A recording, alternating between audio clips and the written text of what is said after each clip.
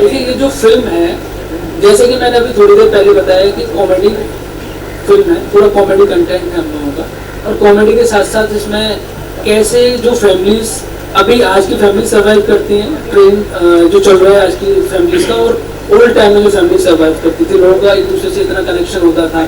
इसमें जितने भी कैरेक्टर्स आपको यहाँ देख रहे हैं, जितने भी एक्टर्स देख रहे हैं, उनका जो रोल है वो एक गाँव के रोल है। एक ही गाँव दिखाया जाएगा फिल्म के अंदर, उस गाँव के सारे लोग हैं, लेकिन क्या है कि सबका अपना अपना एक प्रोफेशन है। कोई इसमें कैरेक्टर कर रहे हैं भुड़क्कर नाई का, कोई कर रहे हैं शादीराम घरजोड़े का, तो देयर आर डिफरेंट कैरेक्टर्स। और उसमें क्या है कि एक जो मेल लीड अपना कैरेक्टर है वो अपने बदरुल जी जो कर रहे हैं बल्लू, वो बाय प्रोफेशन एक मनिहार है। मनिहार एग्जैक्टली शायद मुझे लगता है कि आज की जनरेशन के सामने डायरेक्टली मनिहार कहा जाए तो दे फॉरगेटन, मतलब यार क्या है मनिहार, व्हाट इज दिस। क्योंकि हम लोग, मैंने खुद गूगल पे सर्च किया नाम कि मुझे पता चला एग्जैक्टली, मैंने पढ़ा इसके बारे में जब मैं स्क्रिप्टिंग कर रहा था इसकी, तो बहुत ही शानदार कैरेक्टर है कि गाँव गाँव जाता है, चूड़ियाँ पहनाता है, लोगों को खुशियाँ बांटता है, और जब खुद की जिंदगी के अंदर एक छोटा सा इंसिडेंट होता है और उसकी वजह से पूरा का पूरा लाइफ सफर हो जाती है, जिसके ऊपर पूरी कहानी है।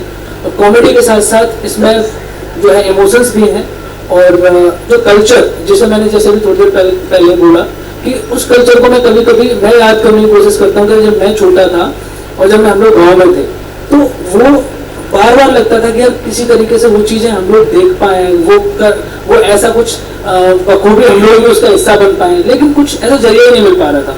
तो एग्जैक्टली आई थॉट कि मुझे एक फिल्म बनानी चाहिए, इसके ऊपर एक कहानी लिखनी चाहिए।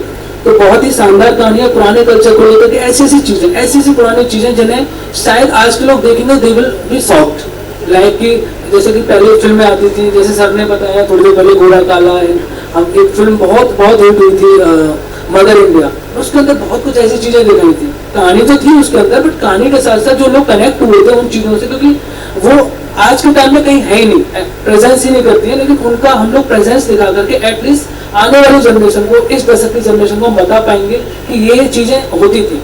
किस तरीके से किसान खेतों में पानी पहुंचाते थे, उसके लिए सोर्स होता था। पहले क्या होता था कि हम लोगों के पास कार्स होती हैं, गाड़ियाँ होती हैं, उसका ये नहीं होता था। एक गांव से दूसरे गांव जाने के लिए लोग नदी के जरिए से बोट से जाया करते थे। तो वैसा बड़ा अच्छा शानदार माहौल होने वाला, कहानी बहुत अच्छी है इसकी, आप सब लोगों को बहुत पसंद है। आपका कैरेक्टर के बारे में कुछ हमारी ऑडियंस को बताइए। जैसे सर ने कहा कि जो मुश्किलें आती है इस किरदार में, क्या तैयारियां की है उसको लेकर, और क्या आप ऐसे किसी इंसान से मिले थे या फिर क्या तैयारियां की है इस बारे में? मैं यूपी का एक डिस्ट्रिक्ट है, डिस्ट्रिक्ट बिजनौर, वहाँ के कस्बा है चांदपुर, मैं वहाँ का हूँ। तो मेरे यहाँ मनिहारों का एक मोहल्ला है, तो वहाँ के मेरे बहुत दोस्त थे, मैं उनके साथ रहा हूँ, पढ़ा हूँ, खाया है, पिया है, खेला हूँ। तो उन्हीं में से एक थे नासिर भाई, जो मेरे बड़े भाई के दोस्त थे, लेकिन हमारा घर का आना जाना था काफ़ी। उनके साथ उनकी साइकिल पे आगे बैठ के मैं चूड़ी, क्रीम पाउडर ये सब बेचने गांव जाया करता था। लड़के घर से अब्बा से जिद करके कि मुझे जाना है, मुझे अच्छा लगता था, लेकिन मुझे नहीं पता था कि मुझे ये किरदार और ये फिल्म मिलने वाली है। तो इस बात की मुझे बहुत खुशी है।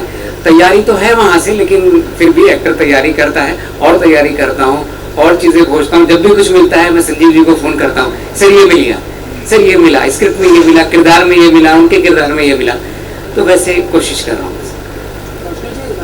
सेम किरदार को लेकर थोड़ा सा बताइए, और क्या तैयारियाँ की है आपने अपने किरदार को लेकर? देखिए, एक्टर होने के नाते सब अपने कैरेक्टर को लेकर तैयारियां करते हैं। मेरी भी तैयारियां चल ही रही हैं, बाकी संजीव जी हैं जो मुझे काफ़ी गाइड करने वाले हैं, बदरुल जी हैं और इतने दिग्गज एक्टर हैं मेरे साथ, तो कहीं ना कहीं मेरा ये कैरेक्टर जो मैं प्ले कर रही हूँ या मैं जो तैयारियाँ कर रही हूँ, इन सब में सर लोग बहुत हेल्प करेंगे, क्योंकि मुझे मनिहार के बारे में इतना कुछ नहीं पता था कि होता क्या है ये, एग्जैक्टली क्या है ये, तो काफ़ी चीज़ें मुझे संजीव जी ने बताई, तो आई होप कि मैं अपना बेस्ट दूंगी।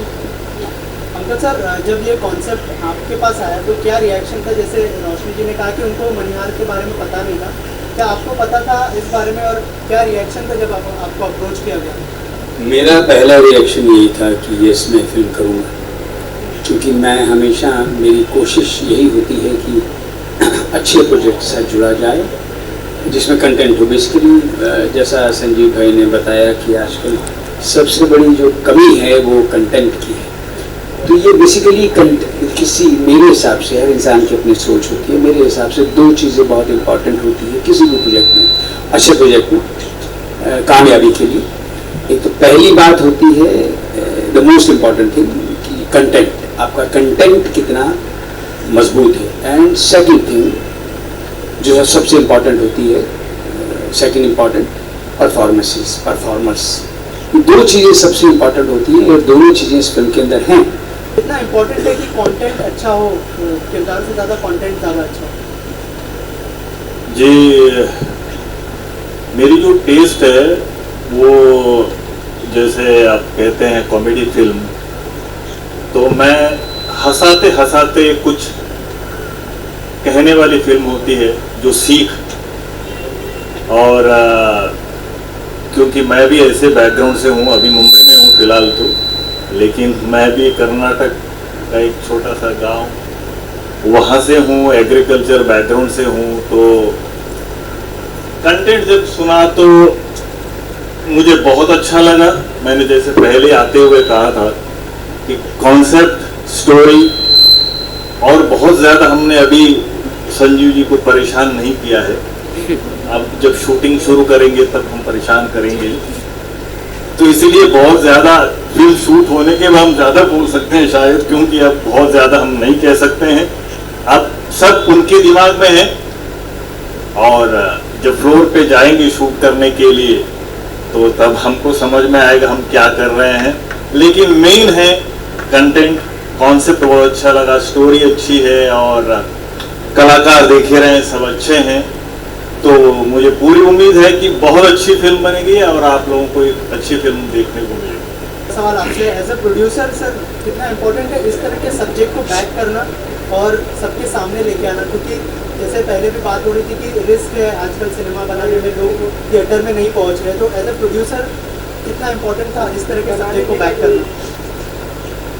इसका मेन ये है कि जब मेरी मुलाकात संजीव से हुई तो इन्होंने ये अपनी स्टोरी मुझे सुनाई, क्योंकि स्टोरी भी इन्होंने ही लिखी थी, तो मुझे 10 मिनट में इन्होंने सुनाई, तो मुझे इतनी ज़्यादा पसंद आई, मैंने तुरंत ही उनसे कहा कि आप इस पर काम शुरू करिए, क्योंकि हम लोग भी कहीं ना कहीं मूवी देखते हुए ही बड़े हुए हैं, तो हम लोग चाहते हैं कि रियलिस्टिक मूवी बनाई जाए, तो मुझे इसमें लगा कि निश्चित मुझे सफलता मिलेगी, और मुझे इसमें रिस्क दिखाई नहीं दिया कि मैं कहीं ना कहीं नीचे जाऊंगा। निश्चित लगा कि ये अच्छी दर्शकों की एक अच्छी ओपिनियन हमको मिलने वाली है, ये मुझे, इसलिए मैंने इसमें तुरंत रिस्क ले लिया। बहुत जल्दी ही मैंने इनको कहा कि आप इस पर काम शुरू करिए, और हमने कई लोकेशन पर्सनली जाके सर्च की कि जो इनकी थीम थी, जो बेस था कि किस तरह का कंटेंट ये रख रहे हैं, तो इनको हमने वीडियो बना के भेजे लोकेशन पे जाके कि आप देखिए एक्चुअल आपके करेक्टर के अनुसार गाँव मिल रहा है, तो